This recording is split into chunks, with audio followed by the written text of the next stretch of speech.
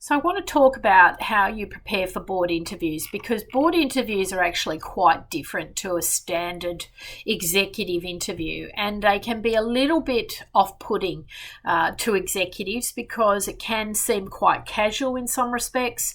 And then in the other extreme, it can be extremely formal. So you do need to really understand and prepare successfully for board interviews. It's crucial that you are prepared, and I cannot tell you how many people don't prepare properly for board interviews. They kind of wing it. They usually at this level, you're pretty confident in talking and speaking, answering questions, and they kind of take the attitude, well, I'm going to shoot the breeze. But the people who really set themselves apart before they walk in the door have done their research. They've downloaded the annual report. They've downloaded the financials. They've spoken to key customers. They've done the research with the key suppliers. They've made some educated guesses about where some of the challenges might lie. And, this is really, really crucial, because the more armed with information, the more successful the meeting's going to be, the more likely it is you're going to be able to tick some boxes from a due diligence perspective.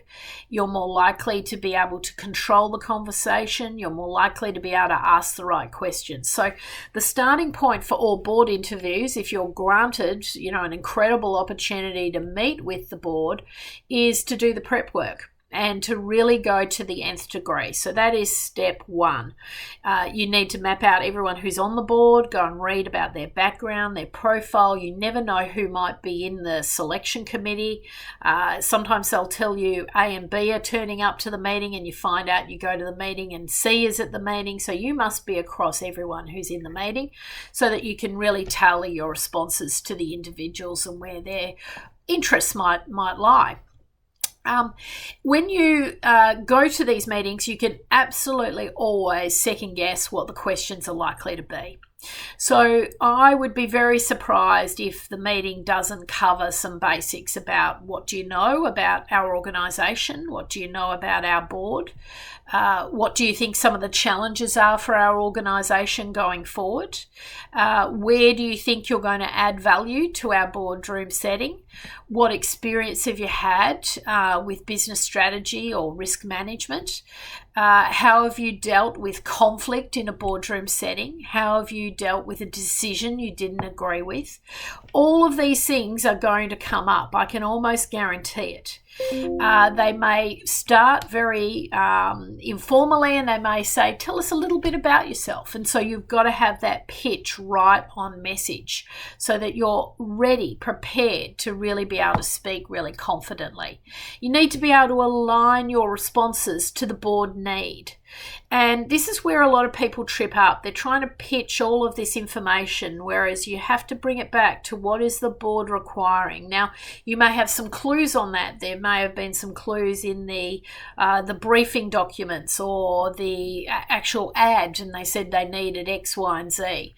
You need to demonstrate throughout the conversation that you bring governance expertise to the table. You need to prepare your examples of previous board work or previous executive work where you've reported to the board of directors or influenced board decisions.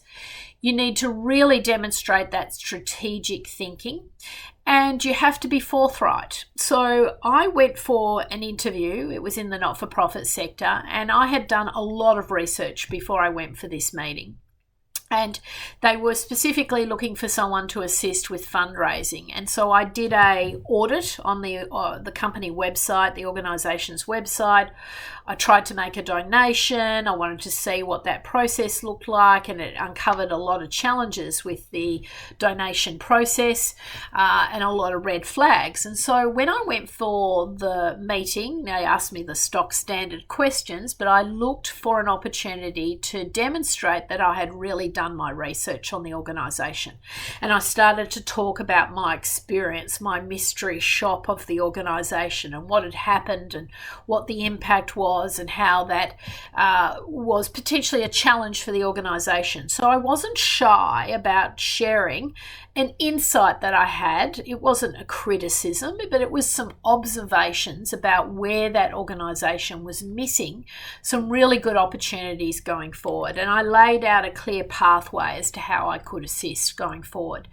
Now, that probably got me the job because it was being forthright, it was bringing value to the table, and even if I wasn't successful in getting the job, I wanted to share this information with the board, and I thought it could be quite helpful to them going forward.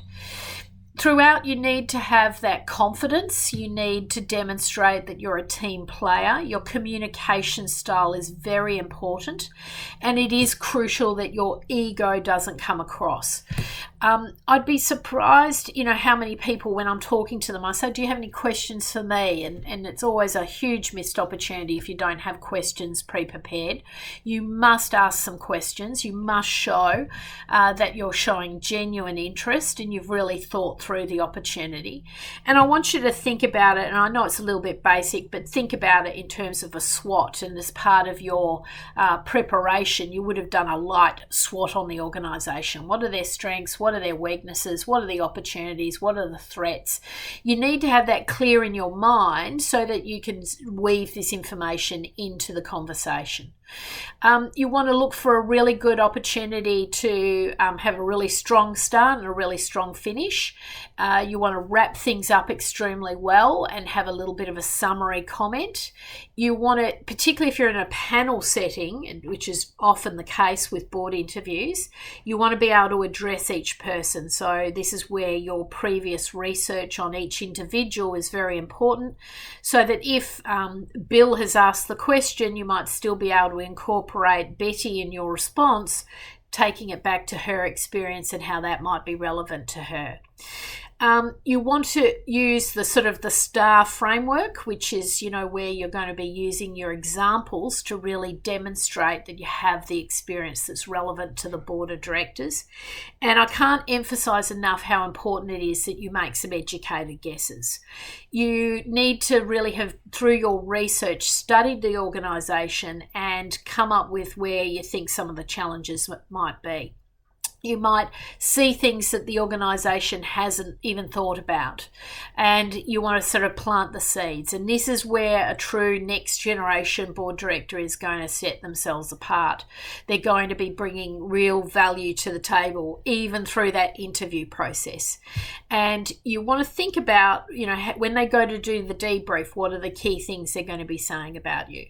Now, in my opinion, this is all coming down to your communication style, but you shouldn't be daunted. You should not be nervous, because this all comes down to preparation. You should be practicing for your board interviews.